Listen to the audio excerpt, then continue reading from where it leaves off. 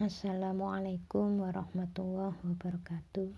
Di video kali ini seperti biasa Bunda akan menerangkan tentang suatu penyakit yang ada hubungannya dengan akhlak.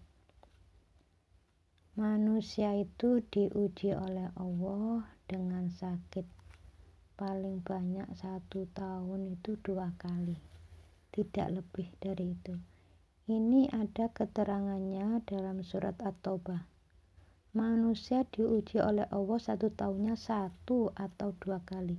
Jadi kalau sering sakit itu bukan berarti ujian, tapi teguran. Ya mungkin karena kurang istirahat, terlalu capek, atau dari makanan, atau dari akhlak yang kurang baik.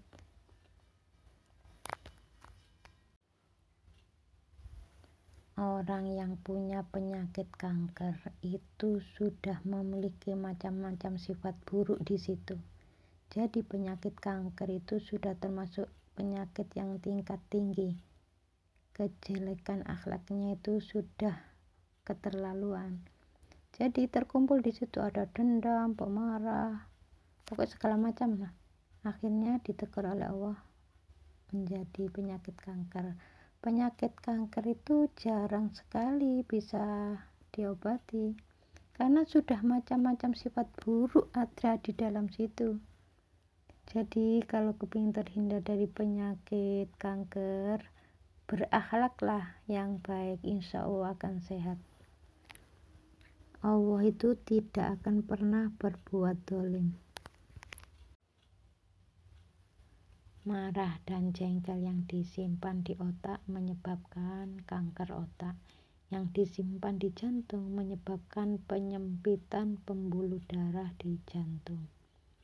Kalau dikeluarkan, ya bisa marah, marahnya itu dikeluarkan, tapi jengkelnya tetap disimpan menyebabkan penyakit jantung.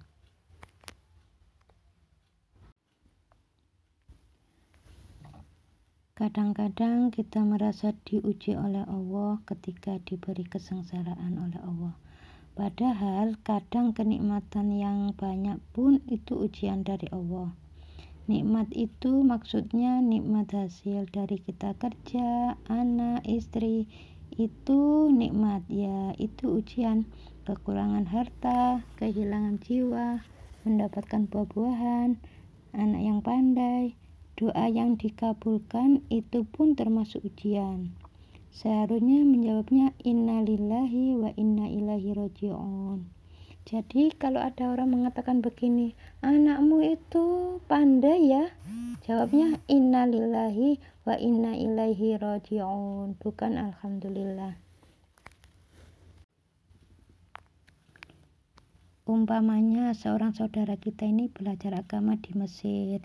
Di Mesir itu sebenarnya pada waktu dia belajar agama, dia memiliki kepandaian.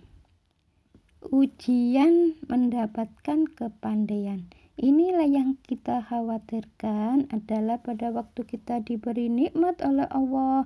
Nikmat itu ya keinginan kita. Itu urusannya keiman. Kalau sudah ujian, kan semua milik Allah. Akhirnya umpama kita ini diberi ilmu mau memberikan kepada orang lain, ya lihat dulu orang ini mampu apa enggak ya. Kalau saya berikan seperti itu, dengan seperti itu dia akan menjajaki nanti, mau memberikan ilmunya itu dijajaki. Kira-kira kalau saya sampaikan ini, orangnya ini sakit hati apa enggak ya? Orang berilmu itu kan begitu. Apalagi dia punya ilmu agama. Kalau dia punya ilmu agama yang tinggi, dia akan selalu menjajaki. Kalau saya sampaikan seperti itu, orang ini sakit hati apa enggak ya? Kalau sakit hati nanti dulu bukan merasa hebat lalu terus menunjukkan keilmuannya, menyakiti yang lain. Itulah dia berarti dia tidak mampu menjaga kesombongannya. Sehingga nikmat yang diberikan Allah yang berupa ilmu, dia terima, dia tidak sadar bahwa itu ujian dari Allah. dia sudah tidak mampu, berarti dia tidak amanah. Akhirnya ketemunya ya seperti itu juga. Ujian ini harusnya kan betul-betul menjadi sadar bahwa ini ilmu Allah, harusnya untuk diaplikasikan ke orang lain, yaitu ya jangan menyakiti orang lain. Ini ilmu Allah dan dia mau mengaplikasikan menyakiti orang lain, berarti dia nggak sampai mendapatkan ujian itu. Adalah ilmu dari Allah, pelajaran dari Allah. Yang dia tahu adalah bahwa saya sudah sekolah di Mesir. Itu akan menjadikan kesombongan, menjadi riya. Umpamanya ada seorang anak yang penghafal Al-Quran 30 juz. Ya, pada waktu hafal 30 juz itu, beliau mampu apa enggak ya menyanggah ujian? Apakah itu bisa menjadikan dia lebih tawadhu atau berbangga diri? Kalau berbangga diri berarti tidak mampu mengolah ujian yang dititipkan oleh Allah, yaitu yang berupa ilmu. Sehat itu ujian dari Allah. Sehat walafiat. Mulutnya kan bisa ngomong, itu namanya sehat. Tapi dipakai baca Al-Quran, sehat walafiat. Kalau dipakai untuk ngerasani orang, ya sehat wal maksiat. Kaki dipakai ke masjid, sehat walafiat.